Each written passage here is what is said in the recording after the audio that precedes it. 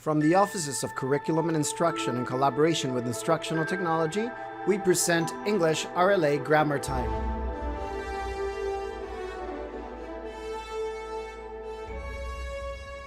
Thank you all so much for being here. I'm going to share my screen, and I do have a Nearpod for us to view. And I hope that you all can join. The code is on the screen. Can you see my screen? Yes. Yes. Perfect. So if y'all can join, that would be great. So you can follow along as we're going, or if you want to be taking notes, whichever way is best for you. And we will be sharing this presentation with you all so you can have it as a resource as well. I'm going to exit out of here at any point. It also is up here in case you get kicked out or for some reason need to rejoin. So again, welcome to Grammar Time number 4, test taking strategy for revision. And today we will be focusing on 11BI, 3rd through 5th grade. Again, I'm Carla Rodriguez, Reading Language Arts Curriculum Coordinator for our wonderful district, and I'm part of the Elementary Curriculum and Instruction team.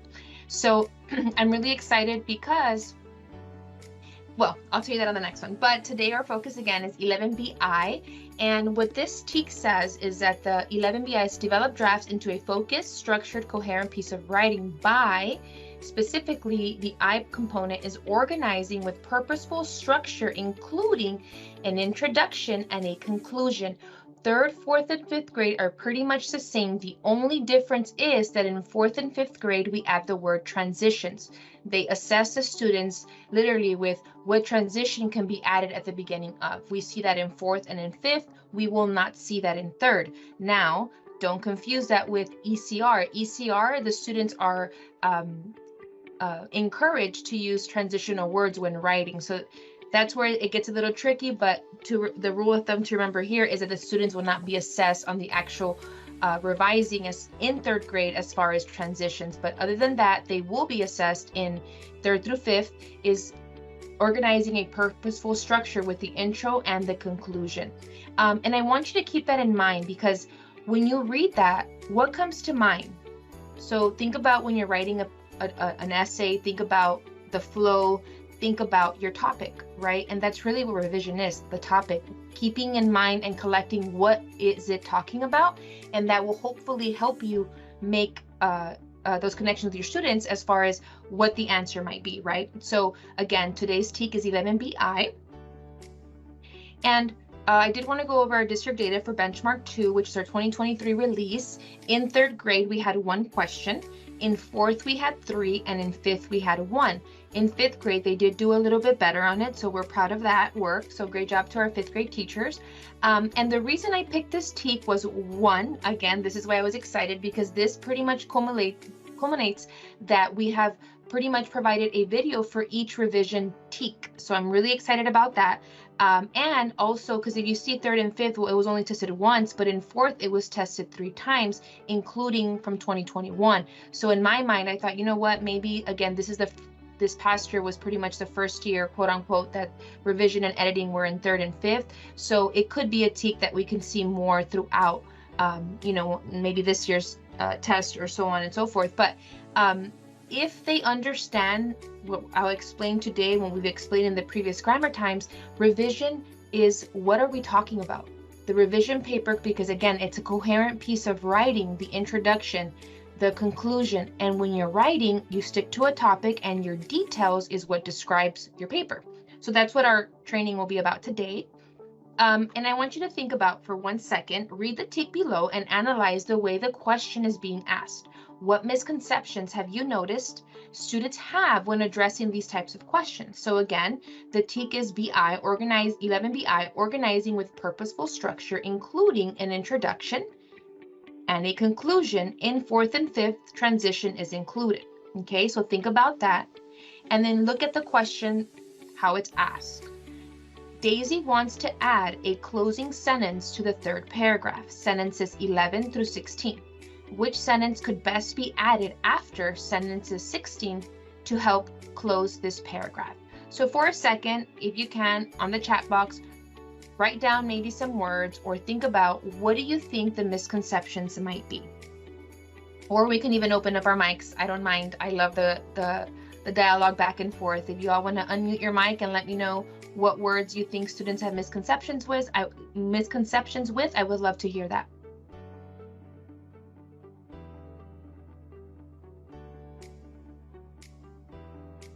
So one that comes to mind, I know we're all, not everybody at once, right? But one that comes to mind to me is the word after, right? Our students aren't really sure or might not understand what after means. So really focusing on that and letting them know that after means the next sentence. So it's going to be after sentence 16. So it would be it would technically be sentence 17, right? So modeling that to our students and showing them visuals of what the word after means is very important so they understand it's sentence next to the one that we are going to look at, right? And again, to close the paragraph, we think, okay, to close, that means to culminate, to have what is, when you close a paragraph, is pretty much bringing all those details together and sticking to that same topic, right? To bring closure, to being an impact. So very important to keep that in mind.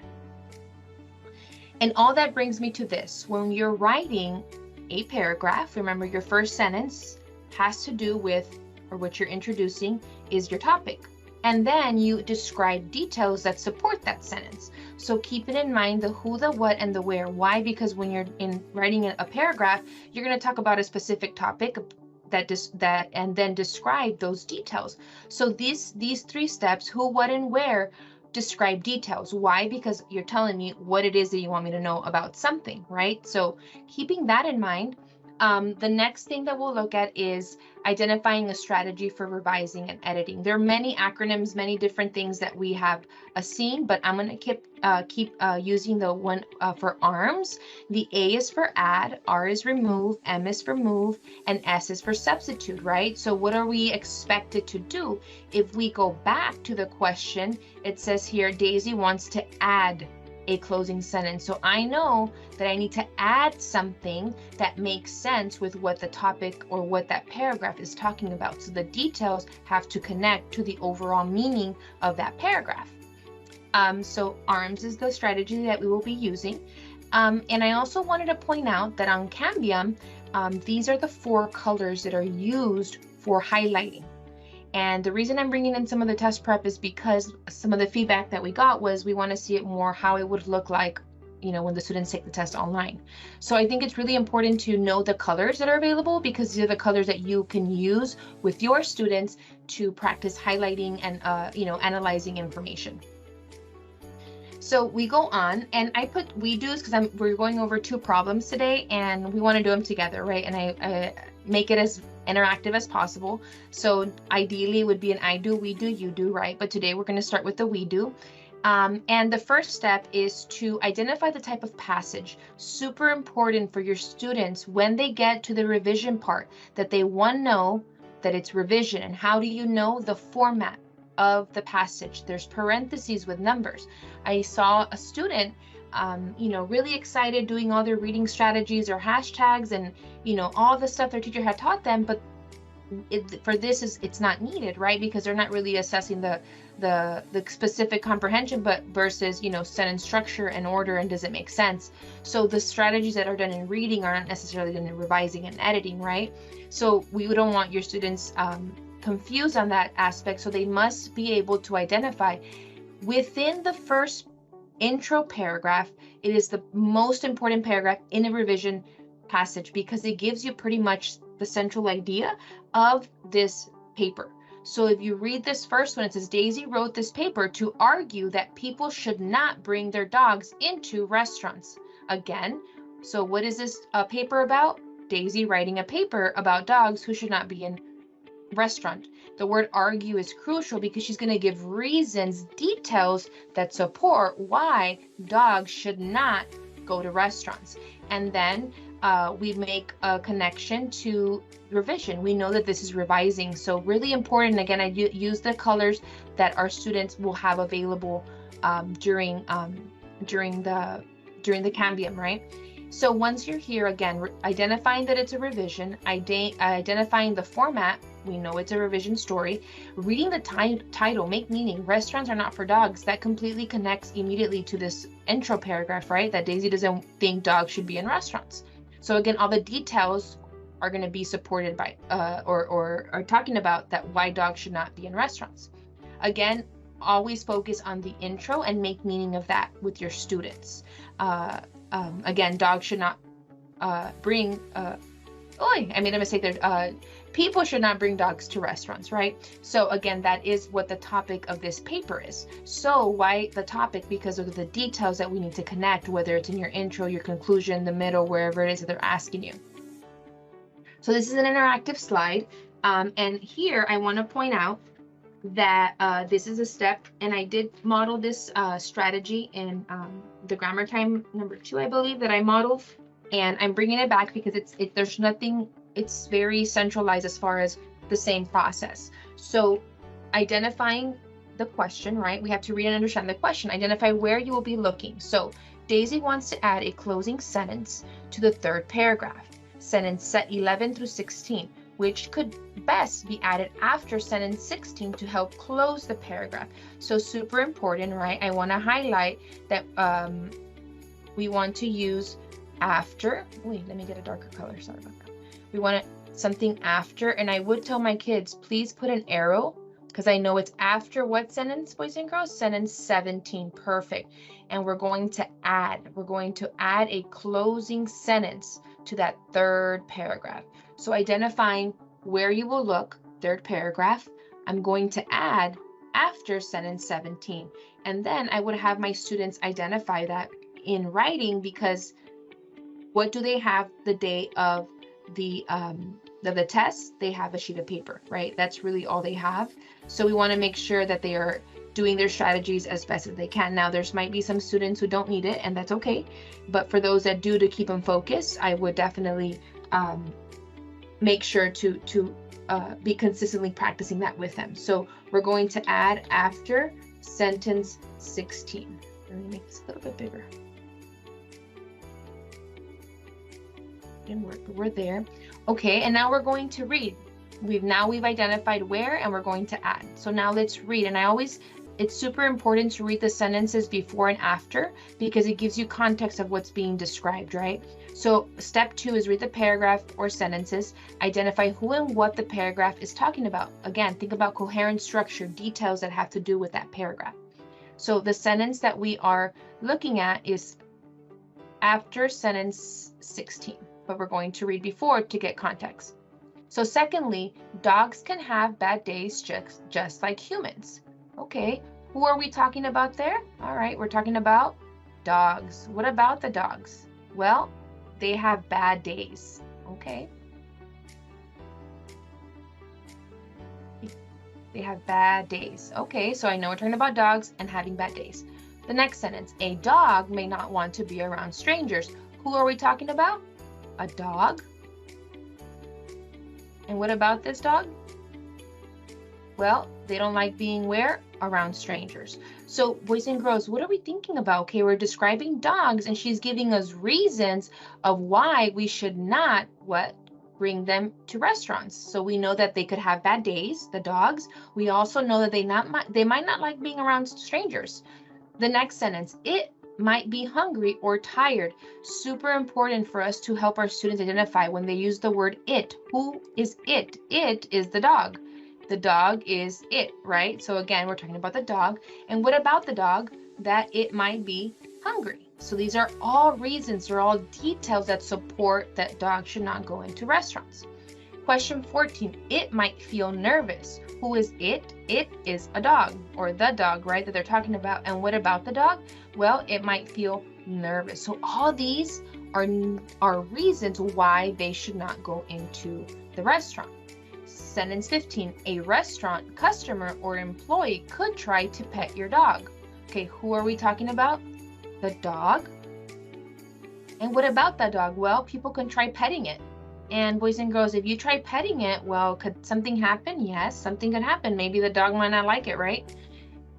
Question 16, what if your dog growls at this person? So who are we talking about? The dog. And what about the dog? Well, it can growl. Boys and girls, is this negative or positive? This is probably positive, and negative, I'm sorry, and you'll see why I'm asking you about the negative and positive, because again, all these reasons are why we should not pet the dog. So now we've put context, we've analyzed, we've chunked the information. We know that they're talking about dogs and why they should not be around people at restaurants, right? So who are we talking about? We're talking about dogs. Okay. What about the dog? Well, we do have a lot of different details that describe, but overall, it's talking about they can have a bad day, which means that's a negative feeling, right? I'm not gonna write that, but I'm saying it. It's a bad day, and their bad day can lead to them, possibly being hungry, not wanting to be around strangers, feeling nervous. So all these things are negative. So think about and ask your students, what are they talking about? How are they describing? We're talking about the dog having a bad day and the possible things that can happen if they have a bad day, right? So that's the strategy right there. And then once you've analyzed and understood that the details are describing the dog and the reasons as to why not, you go to the next one. And the reason I did it this way, really quick side note, I took a screenshot of what it would look like on the testing platform. So I used the colors that are available for the students. So the revision, I did it in that aqua that they have. This is the purple colors, right? And again, that's them analyzing the closing sentence. We're going to add the paragraph, sentence 16. And I highlighted in the actual Cambium portal. So this could be something you can start off on paper and then eventually wind them off, and then use the practice portal as practice for them to log in there and highlight, right? So they can keep it in context. The good thing is that it keeps stuff highlighted as they go through the questions so it keeps their notes, I guess, of the highlighting there. So then once you've analyzed that piece of text, right, the sentences, get context, you're going to go through the answer choices. We know they're talking about dogs and dogs having a bad day. So this little quadrant, I came up with it last year, and we've been successful with it because it keeps the thinking focused. So I hope this is something you all can continue to use. You have the revision and the editing. Here are strategies, and we know we're going to add based on our question. So I would have my kids circle or do whatever they need to do. We're going to add, right? And then we're going to go through each answer choice. So Daisy wants to add a closing sentence to the third paragraph. Which sentence would best be added after sentence 16 to help close the paragraph? So answer choice A, the table can be too close together for your dog. Who are we talking about there? The dog. Okay. What about this dog? We know that the dog, it's talking about tables. Tables too close. Boys and girls, in the sentences that we were talking about, that they were describing, were they talking about tables being close to dogs? Not really. They weren't talking about tables or being close to dogs by any means. So what does that tell me? It's not in context. The details do not align with what that paragraph's about. So this probably is not our answer, but again, we want to make sure and we pick the best one. Now let's go to answer choice B. We are going to read it. It says dogs can't always like being out, especially at night. Who? We're talking about dogs. What about them being out at night? So we write down our strategy. We're talking about dogs. That's who they're talking about in that sentence. What about the dogs? Not being outside, right? Not like. Well, are they talking about the dogs, what they don't like, or possibly what the people around them might not like, right? Because if we go back to the sentence, it says, what if your dog growls at this person? So technically, we're not talking about what dogs like versus the effect of the dog, right? So this is not an answer that keeps the details relevant to what is being asked. Answer choice C. It says, your dog might know how to do a few tricks. Who are we talking about? The dog. What about them? Do a few tricks. Let me put that. Dog.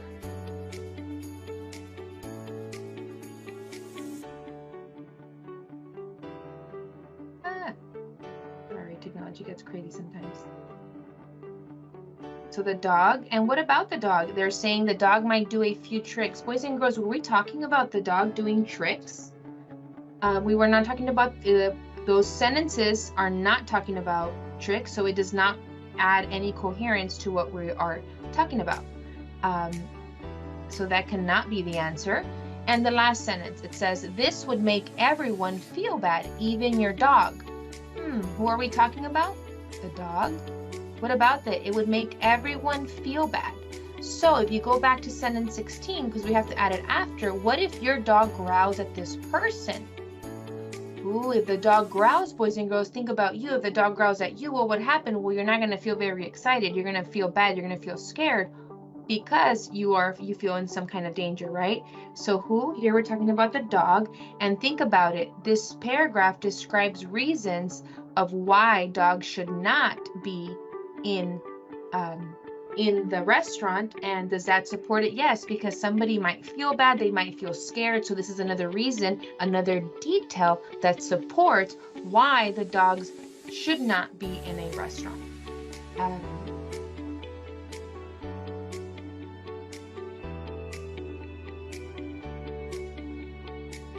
So by process of elimination and going through each answer choice and matching what our details are talking about in sentences 11 through 15, the best sentence that goes after sentence 16 to follow the context is that after, what if your dog growls at this person?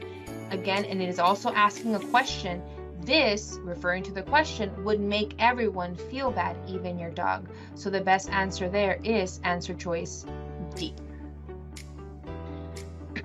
And I wanted to talk about this. These are rationales that are released by the state, so anybody can look at them. They are available through TEA, and this is the answer. And I love what it said because I snipped or highlighted the keywords, right, where it captures the overall meaning. This sentence is the best closing sentence to add to paragraph 3 because Daisy explained how a dog might not want to be around strangers. It emphasizes how the dog's reaction would make the dog and others feel. Again, talking about keeping it in that coherent piece of writing, describing those details. So I know time, right? We have 5 minutes. And again, this one I wanted you all to interact with, but again, really quick, identifying the revision, that it's a revision passage. It says it right here, revising. And what keeping in context this intro paragraph, Chuck is writing a paper to tell by time a friend moved. So we're talking about Chuck, right? And a friend who moved. The title is A Lonely Bus Stop. So again, read the title, make meaning, and focus on that intro till they put context of what the topic is, and then everything else that follows will be details that support that. Really quick, I do want to go over this one just to hopefully y'all are practicing on your end. I'll go really fast. So Chuck wants to improve the introduction. Now it's the intro. Again, what do we know about an intro? The intro is the topic. It introduces what we're going to talk about to his story about adding. So there we know the clue word there. We're going to adding another sentence to the second paragraph. Which sentence would best be added after sentence 3? Excuse my bad highlighting. After, make sure they identify that after means next to, right? Sentence 3. So we have to keep in context what it is those sentences are talking about. So now we identify the who and the what of the paragraph in our second step. It was only 7:05, but Baxter always greeted me with excitement. So who are we talking about there? We're talking about Baxter. And what about Baxter? He greeted me with excitement. So right away, right there, the word excitement tells me this is something positive, right? This is something good. This is something, so who we have Baxter. And then what about Baxter? He greets with excitement, me. So we know there's a person besides Baxter, right? He was a morning person. He is referring to Baxter. Very important we keep this in context for our students so they understand and comprehend what is being discussed. So he was a morning person. Boys and girls, and this is something students might struggle with because they might not know what that means, right? And it's important that you explain because they are having to add that sentence that's being required of them right here after sentence 3. So we're talking about Baxter, that he's greeted me with excitement, and he was a morning person. Boys and girls, a morning person is someone who likes waking up early, and we can tell because look, 7:05 a.m. It's bright and early, and he's excited and he's ready to go, right? He ran to the bus stop. He is who? Baxter. He is Baxter. He ran to the bus stop, which means he's excited, he's ready to go. But I dragged my feet and rubbed my eyes. The other character there is not really digging, right? Waking up so early. So he's not as excited, but we know that Baxter is a morning person, which means he likes being up early. So again, we identify who are we talking about? We're talking about Baxter.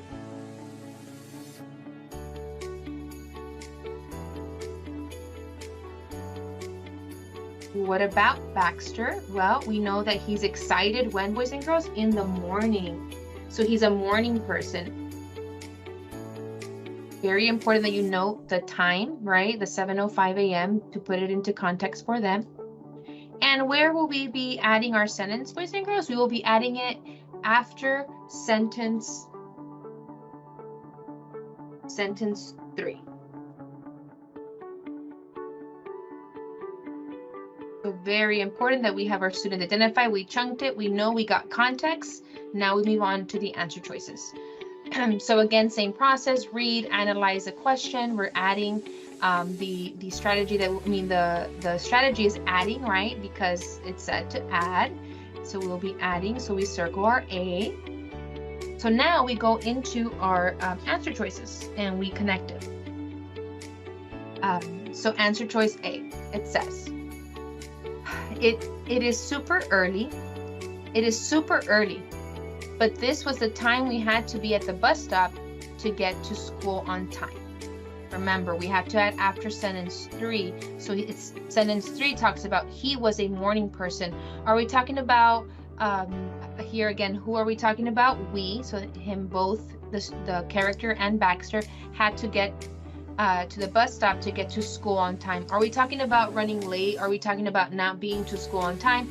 We're not talking about the time frame. We're talking about Baxter and that he is a morning person, right? So by default there, who he's talking about we, which is the both characters.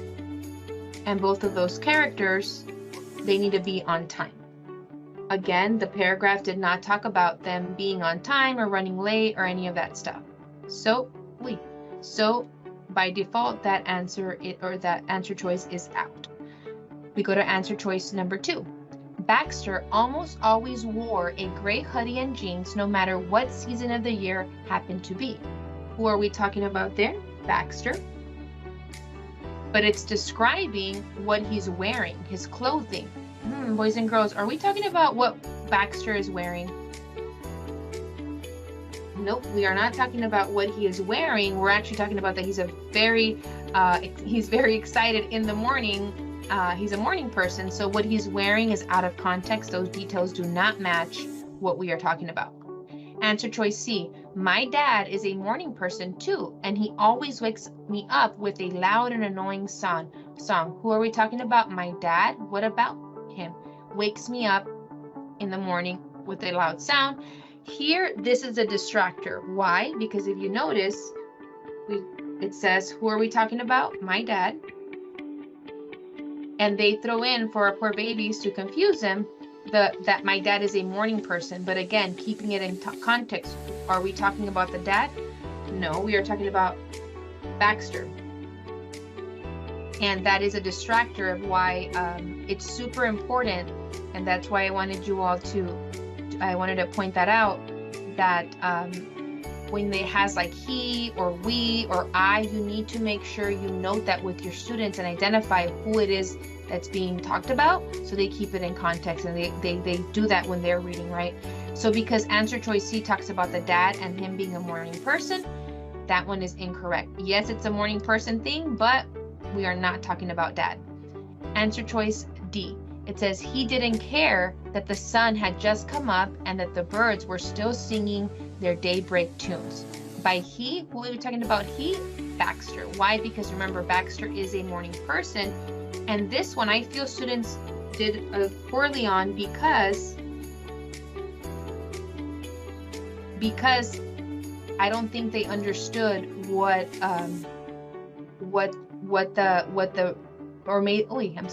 making the connection to he didn't care that the sun had just come up.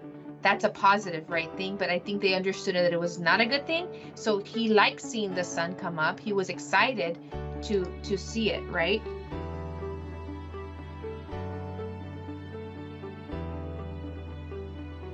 What about that? He did not care that the sun came up. So what does that tell me? That Baxter liked the morning, right? Boys and girls, does that match with what we were talking about in this paragraph? Yes, it told us that he liked waking up early, that he greeted me with excitement, that he was a morning person.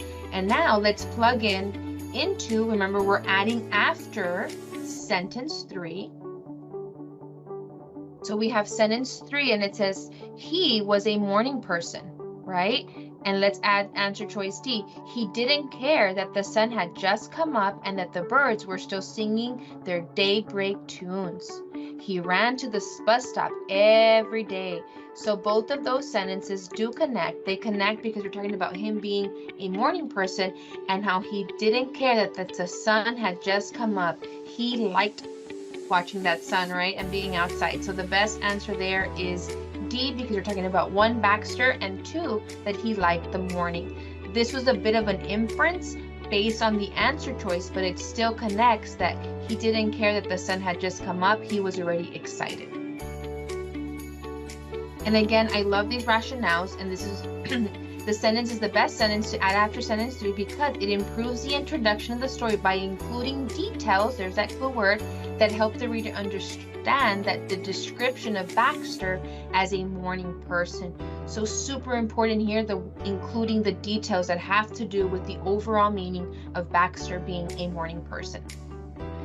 That is it for me. I hope you all enjoyed that and took, I hope, a strategy or refined your strategies. I did want to put 3, but I knew time was not going to be in my favor and I'm over 5 minutes, but we're okay. I would love for you all to fill out this survey just so we know, or we can continue to improve. Thank you so much, teachers, for being here. We appreciate you all. And again, remember that consistency is key in anything that you do. This quadrant that was shown in the strategies can be easily done with your students on a sheet of paper. Train them that way the day of the STAAR, train them to use the highlighters of the system, and train them to really analyze and go back and understand each sentence to pull those details and understand what the context, the topic of what is being said. Again, thank you so much, and I appreciate each and every one of you.